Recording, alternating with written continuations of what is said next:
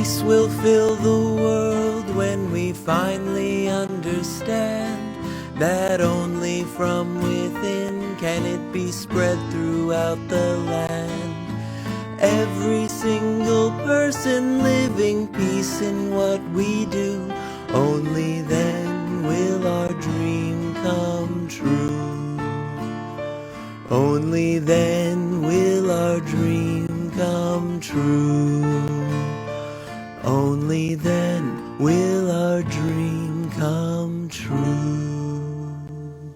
Good morning, friends. I'm Leona Evans, minister at Unity of San Luis Obispo, an inclusive, progressive, spiritual community affirming the good in all life. Welcome to our Sunday morning live stream on this beautiful Sunday in December. We are preparing for our holidays. We've been preparing for our spiritual preparation for Christmas, and I'm anxious to get started. But before we do, let's just take a moment to relax and become centered. Take a big deep breath. Let's take a moment to reflect on why we are here. Unity believes that we are spiritual beings learning to have a human experience, that we were created by the one presence and the one power that we call God the Good, that we're here for a divine purpose, and as we look within and gain in self-knowledge, self-observation, and a greater sense of wholeness and oneness with the world around us, we are better able to live in a world of peace. Let's take another deep breath and relax as we become comfortable. Let our bodies relax and our mind and heart awaken to the undeniable truth that you are loved at all times and in all ways. Let's speak the words of our invocation statement together. I am now in the presence of pure being, immersed in the Holy Spirit of life, love, and wisdom. Once again, I am now in the presence of pure being, immersed in the Holy Spirit of life, love, and wisdom. And so it is. Amen. Let's begin our service as always with a joy song performed by Matthew J. Evans. Good morning. Today we're going to sing Deck the Halls. Please sing along with the lyrics on the bottom of the screen. Deck the halls with boughs of holly, fa la la la la la la la la. 'Tis the season to be jolly, fa la la la la la la la la. Don we now our gay apparel, fa la la la la la la la la. Told the ancient Yuletide carol, fa la la la la la la la la. See the blazing Yule before us, fa la la la la la la la la. Strike the harp and join the chorus, fa la la la la la la la la. Follow me in merry measure, fa la la la la la la la la. While I tell the Yuletide treasure, fa la la la la la la la. Fast away the old year passes, fa la la la la la la la la.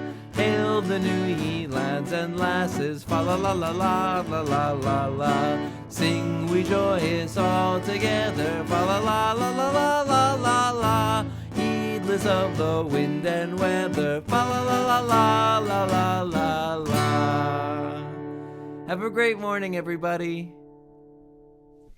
Thank you so much, Matthew. That was just lovely. Thank you. Well, today we're continuing to work on our spiritual preparation for Christmas, which, I have to tell you, in my opinion, is the first activity of our new year. Now, let me explain what I mean by that. Although Christmas is usually considered the last celebration of the year, it actually represents a new beginning, a new opportunity to recognize and accept the gifts of the Christ inherent within us all.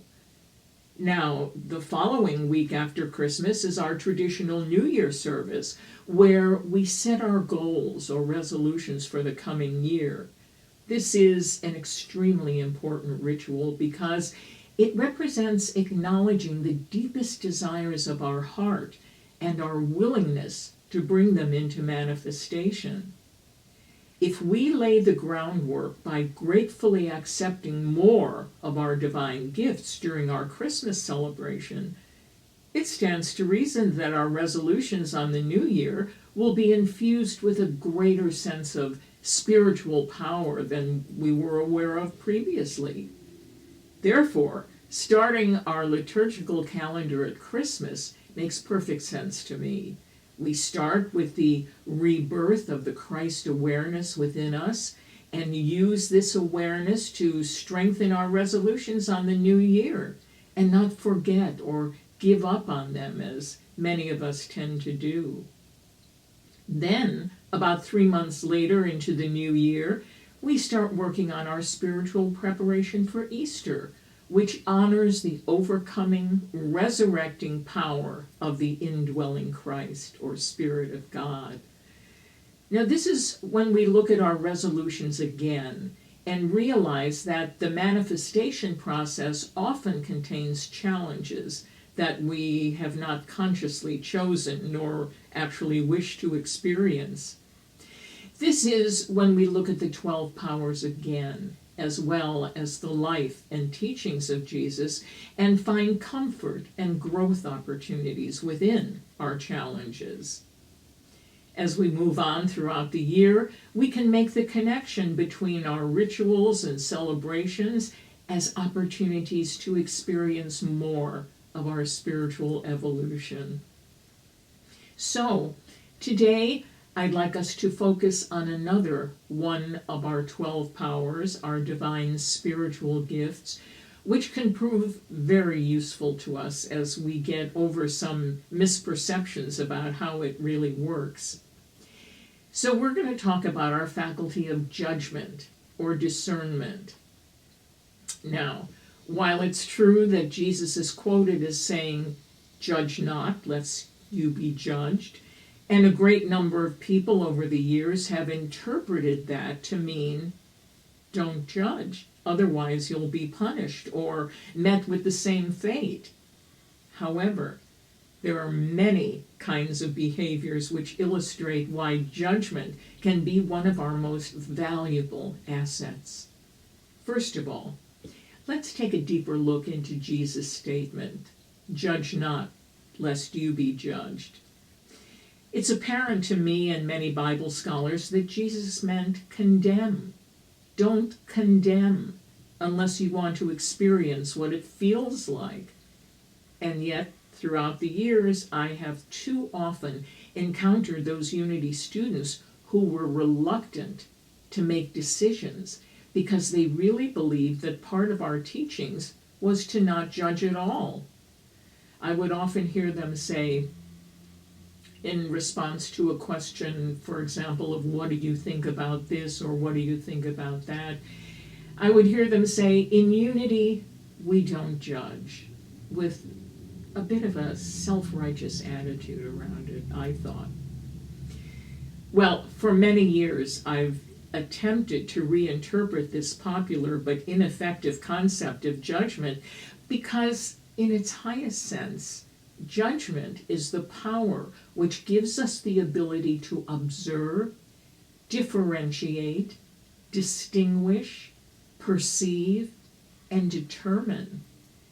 It's the ability, our inherent ability, to be able to tell the difference between one thing and another in a non-condemnatory way, although condemnation is on the spectrum of judgment. We are learning to recognize that that's not the wisest use we can make of it. And so, when we work with our divine faculty of judgment in a non-condemnatory way, we can make sound, rational, compassionate decisions based on the information we've accumulated. The truth is, we judge every day, many times throughout the day, from what should I wear today, is this better than that, to determining whether the traffic light is red or green. And on deeper levels, is this behavior I'm observing discriminatory? If I believe it is it right and important for me to do something about it? If so, what? You see, we're judging or discerning all the time, although it mostly comes up in conversation in a negative way. For example, if someone says something that offends someone, we'll probably hear that person say, "Are you judging me?" implying that the statement was a negative criticism. Now, what I'd like to see is a time when we don't use the terms judgment and condemnation interchangeably, and focus instead on developing our skills in using wise and discerning judgment to make decisions in our lives. And we'll talk more about that when we come back, after we hear some wonderful Christmas music from Brett Mitchell and Matthew J. Evans. This is a beautiful Christmas song that I heard on the famous Nat King Cole Christmas album. It kind of got buried in that album underneath some regular, wonderful other hits for Christmas. But here it is. It's called A Cradle in Bethlehem. A Cradle in Bethlehem. That's it.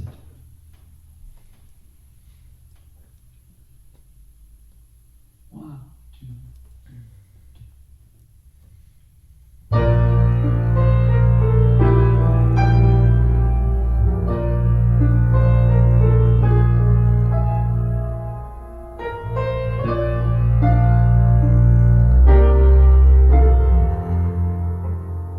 Sing sweet and low, a lullaby. Angels sing, amen. A mother tonight is rocking a cradle in Bethlehem.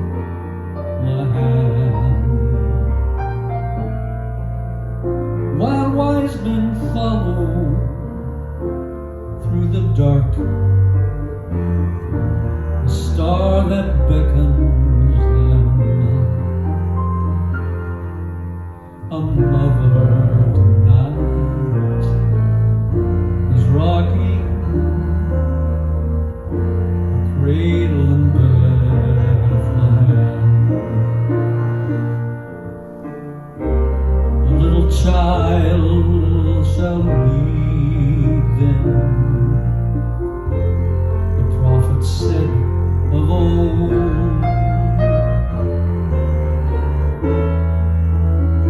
Tempest heed them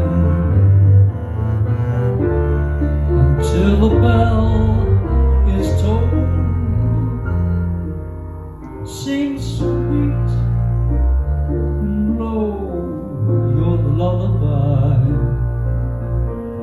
Angels sing, amen. A mother tonight is rocking a cradle in Bethlehem.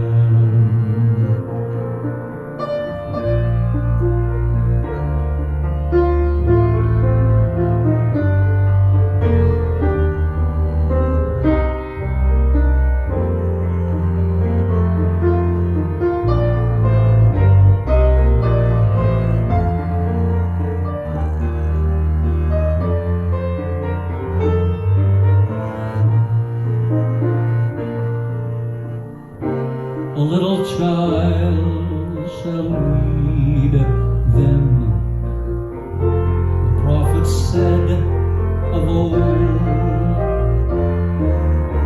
In storm and tempest, even until the bell is tolled. Sing sweet and low your lullaby. Angels say amen. Another tonight is rocking the cradle Bethlehem. Another tonight is rocking a cradle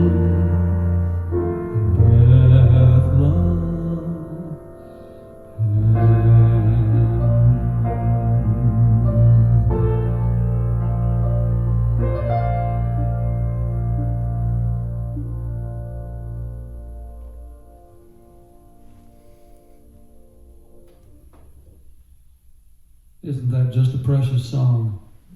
One of my very, very favorites. Oh yeah, mine too. Thank you, Matthew. Thank you. That's just so beautiful. Thank you so much, Brett Mitchell and Matthew J. Evans. What a beautiful, beautiful song. And so very well done. Thank you so much. Well, we're talking about our spiritual preparation for Christmas. And just to reiterate a bit of our teachings for those of you who might not know, in unity we understand and celebrate the birth of Jesus, who was our way-shower, teacher, and example of an individual who fully expressed the Christ presence within him. We also celebrate Christmas because it's a type of birthday for each of us as well. Each of us has the same Christ spirit that Jesus had, spiritual gifts and opportunities for growth and expansion, and all of those gifts are inherent within us. And so we celebrate a rebirth of the remembering of these Christ gifts within us, abilities that we use every day, but through transformation of energy we can lift to higher levels of expressions. Now, the names of our 12 divine gifts of God: life, imagination, power, zeal and enthusiasm, elimination, understanding, judgment, faith, love, order, will, and strength. Now, as we have said, there are other mystical traditions that list 7 divine powers, others list 10. But the point is that the mystical traditions have honored the fact that there is divinity within each and every one of us, and these powers can be activated, these abilities can be lifted as long as we pay attention to them, focus on them in prayer, and make wise and loving choices as to how we will express these gifts. So, in preparing for Christmas over the last several weeks, we've gone over certain specific powers so that we understand that it's not about using them or not using them. It's about how we use them. It's a spectrum of consciousness. On the highest level of judgment, evaluation, the ability to see the face of God in all people, that is a judgment. That is an evaluation, a discernment. At the lowest level, there are categories called bullying and all manner of deep and angry criticism, but it's not using 2 different powers. It's using one power. And so this is an important understanding of modern science, and as to not having to divide things into black and white, yes or no, good power, bad power. We're not bad. We were created in love. There is no entity called bad or evil. There's just our use of the divine powers that have been given to us, and it is a mighty responsibility. Now, the use of allegory and parable are wonderful opportunities for each of us to exercise our powers of good judgment. And we find many opportunities to learn valuable lessons in both the Hebrew Bible and the teachings of Jesus in the Gospels. Parables are dynamic lessons, allegorical stories designed to teach a truth, a religious principle, or a moral lesson. The most important aspect of learning the lesson of a parable is discerning or judging that the story is not historical. It is not about other people, but it requires that we determine or use our faculty of judgment to see how this story is really about us. Once we understand this, we use our good judgment to make important changes in our habits and ways of thinking. For example, the prophets in the Bible were considered to speak the words of God. God would give them the messages, and through the prophets we would understand God's will. They taught in parables, specifically about everyday situations, to help communicate simple but powerful ideas to, as Jesus would often say, those who had ears to hear. For example, in the Hebrew Bible, there was an important time, an important event, when King David fell in love with a married woman, Bathsheba. David was obsessed with her and deliberately sent her husband to the front lines of a battlefield where he would certainly be killed.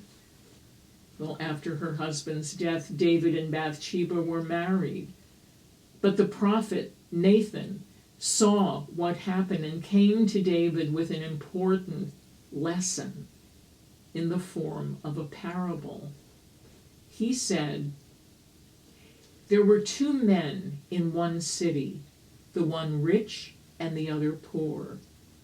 The rich man had exceeding many flocks and herds, but the poor man had nothing save one little ewe lamb, which he had bought and nourished up.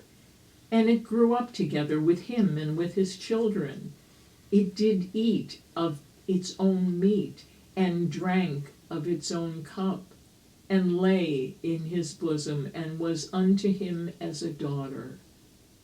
And there came a traveler unto the rich man, and he refused to take out of his own flock and of his own herd, but took the poor man's lamb, and dressed it for the guest he was to entertain."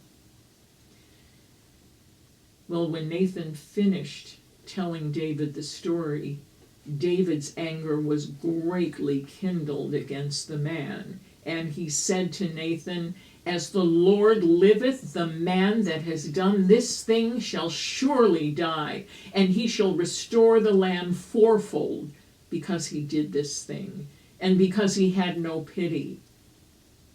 And Nathan said to David, "That man is you." And David suffered greatly because he knew that Nathan spoke the truth. When he understood what he had done, he repented fully, freely, and sincerely, and he was forgiven. It was only when David realized that the parable was teaching him about his own behavior that he was able to use his good judgment to reframe the situation in the story so that he could experience the consequences of his behavior. And because of his mature level of self-knowledge, he was also able to experience the redemption. So parables allowed the prophets to challenge conventional wisdom and encourage their listeners to discern a deeper meaning to their words. When you look at the scriptures, you'll see that Jesus talked in many parables, and his prophets before him also spoke in parables. And if you take a look at the beginning of the Hebrew Bible, you'll see parables, allegories in the book of Genesis that teach very important lessons to those who were beginning to live in community and in civilization. Now, another parable that's really important, Jesus told his people the parable of the weeds. He said, "The kingdom of heaven is like a man who sowed good seeds in his field. But while everyone was sleeping, his enemy came and sowed weeds among the wheat and went away. Well, when the weeds sprouted and formed heads, then the weeds also appeared. The owner's servants came to him and said, 'Sir, didn't you sow good seed in your field? Where did the weeds come from?' 'An enemy did this,' he replied. The servants asked him, 'Do you want us to pull them up?' 'No,' he answered, 'because while you're pulling the weeds, you may uproot the wheat with them. Let both grow together until the harvest. At that time, I will tell the harvesters, first collect the weeds and tie them in bundles to be burned. Then gather the wheat and bring it into my barn.'" This is a wonderful lesson for teaching discernment and good judgment. I believe that many of us can relate to a situation in our business or our personal lives where there doesn't seem to be a clear-cut decision to be made in that moment.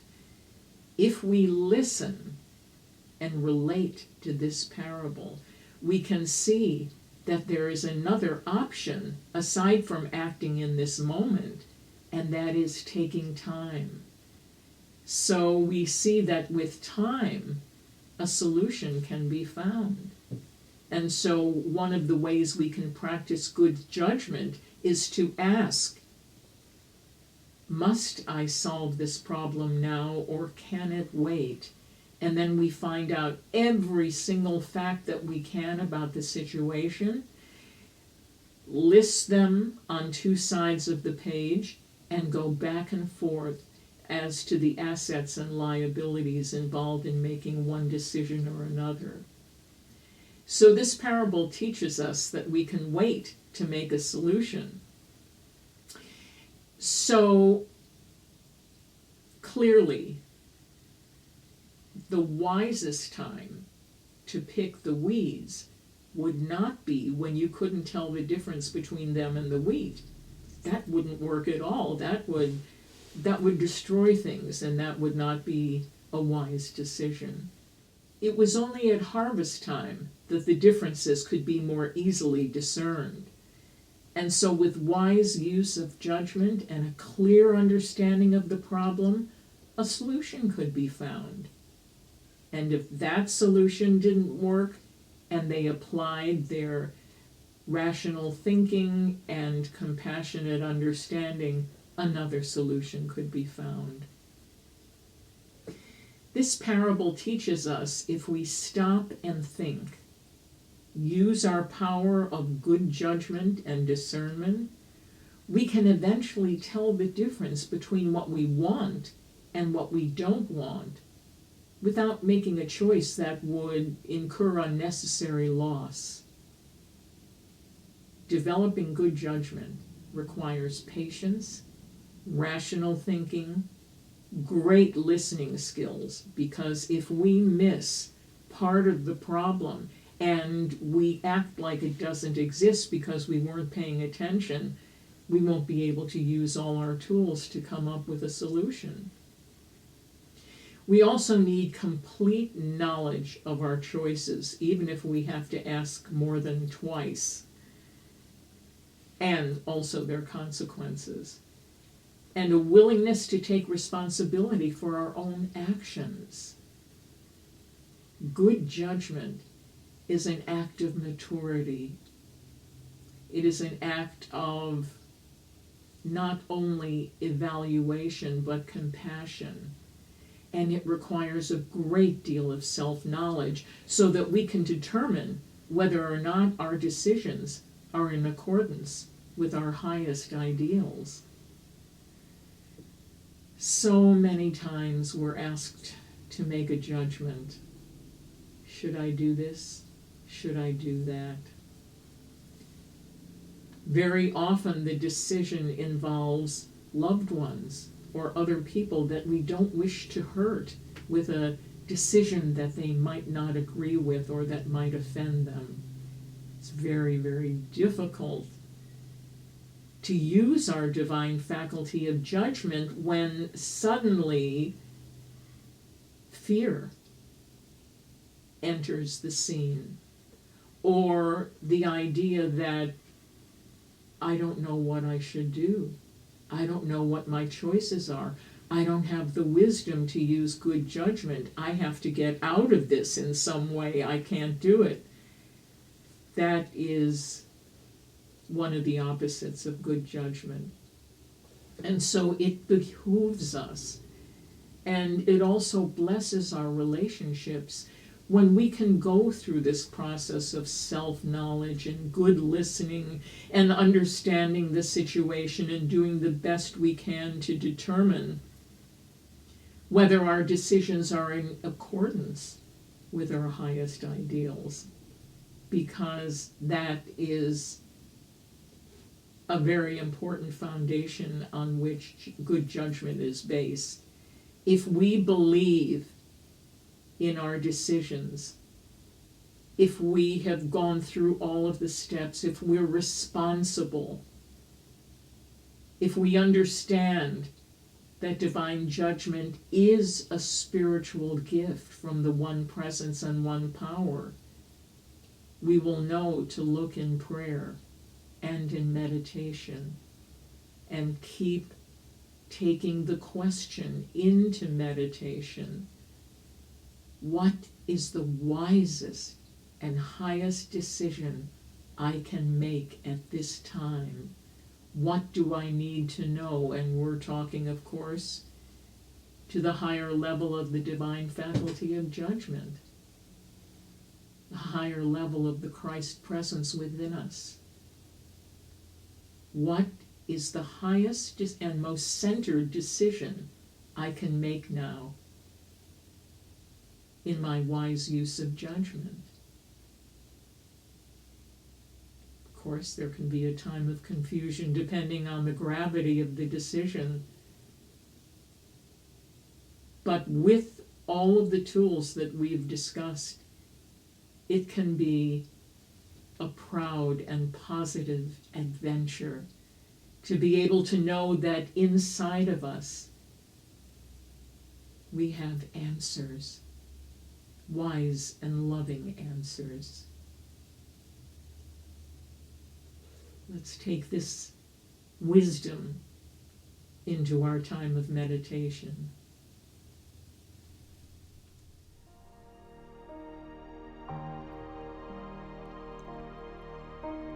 Breathe deeply and relax. This is our time of meditation, inner contemplation, and integration of today's message.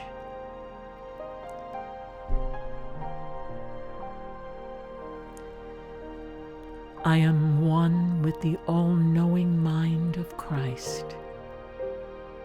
I know, I remember, I understand, I evaluate wisely and with good judgment.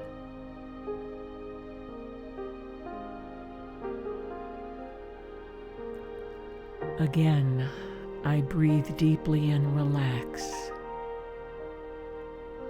knowing that I have within me the ability to let go of insecurity,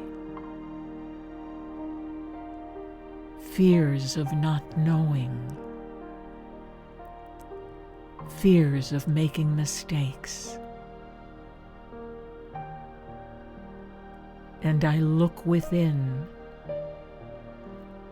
to my divine faculty of wisdom and good judgment, and I relax into the inner knowing that all is well in my world.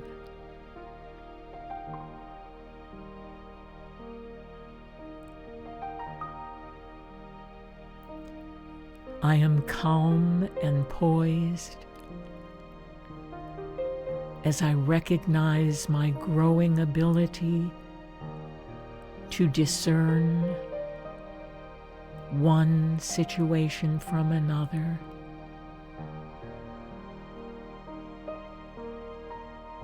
to evaluate effectively the importance of one subject to another. I am centered and poised as I evaluate facts and feelings from the highest level of truth within me.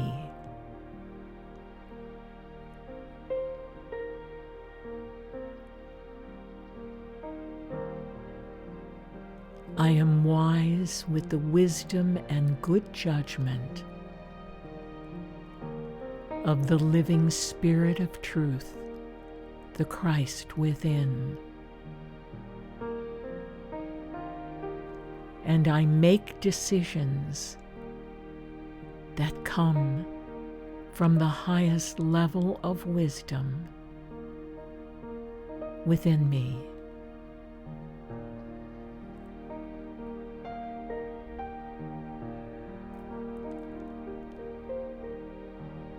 Every day I take time to remember that I have wisdom and good judgment, and I can rely on those faculties to guide me to the right information, inspiration, and wisdom that I need to solve challenges,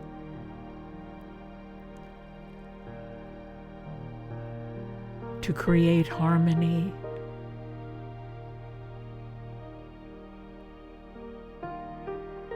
and to live each moment to the highest and finest of my ability.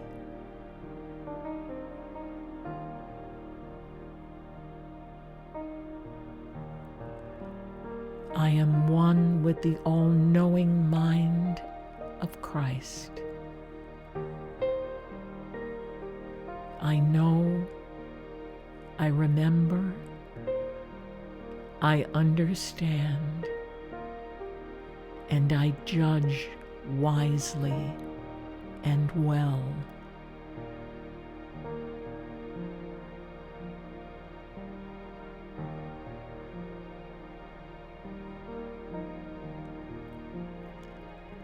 And in the name of the living Spirit of truth, we say, Amen. And so it is.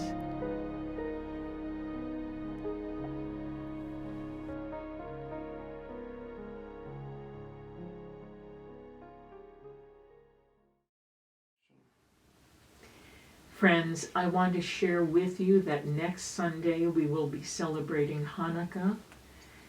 The Sunday after that, which is Christmas Day, we will be celebrating our Christmas candle lighting service, which is the highlight of our spiritual year. The week after that, we'll be celebrating Kwanzaa. And also, we will be celebrating our New Year spiritual transformation service. And so this month is important to begin our new year in the next few weeks. Very important to our goals of becoming the peace that we wish to see in the world. So I invite you to join us for all of our services.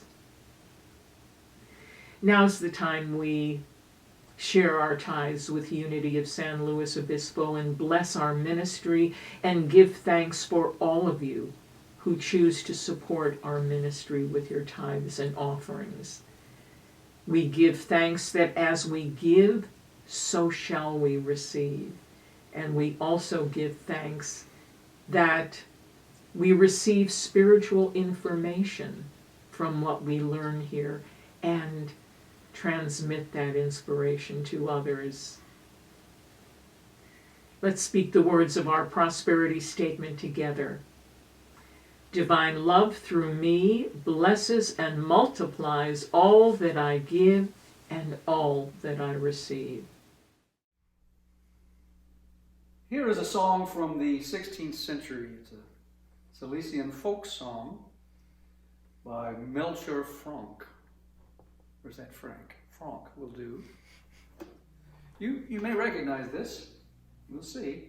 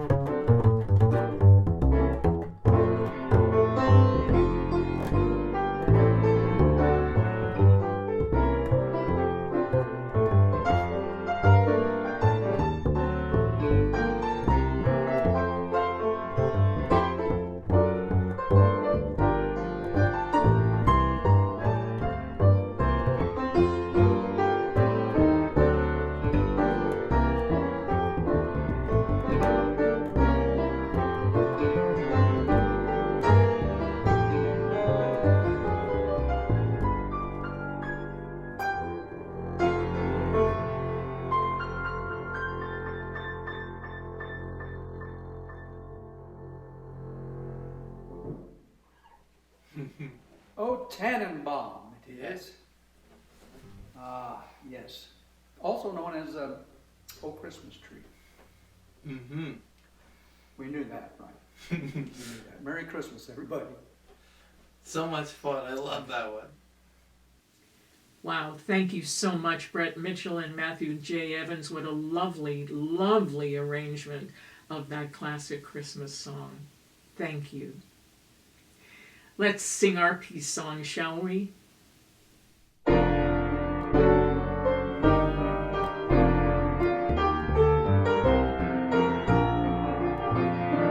Let there be peace on earth, and let it begin with me.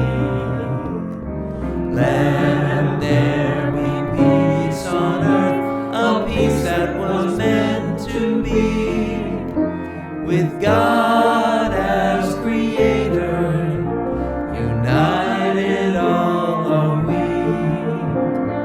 Let us walk with each other in perfect harmony. Let peace begin with me. Let this be the moment now. With every breath I take, let this be my joyful vow. To take each moment and live each moment in peace eternally. Let there be peace on earth, and let it begin with me.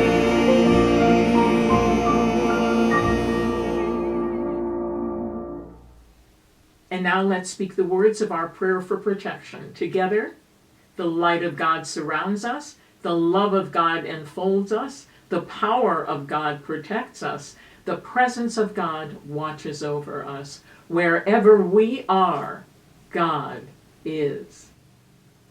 Friends, please remember to press the like button and share your comments with us. We really enjoy hearing from you. Also, please remember to tune into the Get Off Your Affirmation podcast, available wherever you get your podcasts, for some fascinating conversations between Matthew and myself. Have a wonderful week. You deserve it. There you go. Okay, you did it, Ma. I really would appreciate it. Every single person living peace in what we do. Only then will our dream come true. Only then will our dream come true. Only then will our dream